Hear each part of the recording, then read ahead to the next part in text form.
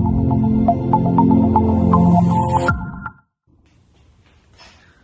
want to show you a very quick and well-known but very beautiful argument.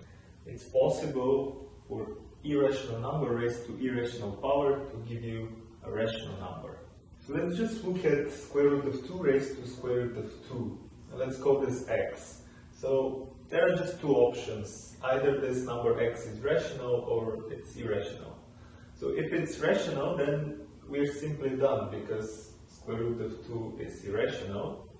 But yeah, in the other case, if this x is irrational, then I can just consider x raised to square root of 2, and this would be just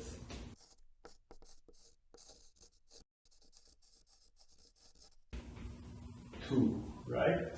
Simply the rational number 2. So yeah, in both cases, I found such triple of irrational number, and rational number such that the first raised to the second gives the third.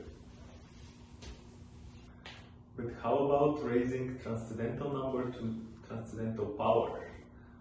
Can the result be rational or not? So there is actually a very simple argument which is not that well known as the previous one, and it shows that basically for every rational number q, I can find a pair of such transcendental numbers.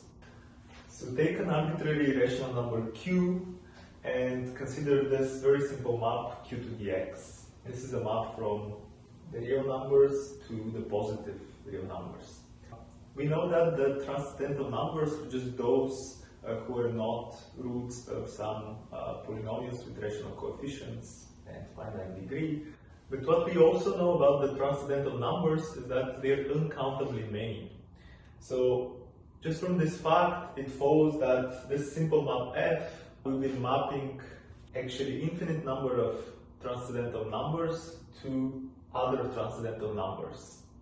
So let's just take one of these pairs. Let's say I have t1 and t2, two transcendental numbers, and f of t1 equals t2. So this simply means that q raised to power t1 gives t2. Okay, our final goal is to get transcendental raised to transcendental power. So we can just notice here that this is equivalent to t2 raised to 1 over t1 equals q. Of course, we should note that if t1 is a transcendental number, then 1 over t1 is also a transcendental number. So there we go. For every rational q, we got a pair of transcendental numbers with the property we want.